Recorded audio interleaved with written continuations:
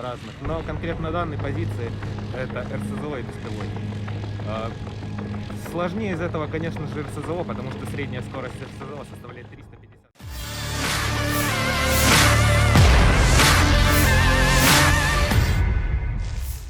Rekaman kerja tempur awak sistem rudal anti pesawat Tor M2U ZVO di zona operasi khusus ramai beredar di media sosial Telegram pada Jumat 10 Maret 2023. Setiap hari siang dan malam, awak sistem rudal anti pesawat Tor dari distrik militer barat melancarkan aksinya.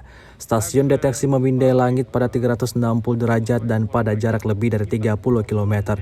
Diketahui tugas utama dari Tor ini adalah perlindungan objek atau unit militer yang penting secara strategis. Sistem pertahanan udara Tor dapat menembakkan 4 target secara bersamaan atau 4 rudal sekaligus. Di zona operasi khusus dan daerah perbatasan, Tor bekerja sepanjang waktu menyelamatkan posisi tempur unit dan warga sipil dari serangan udara.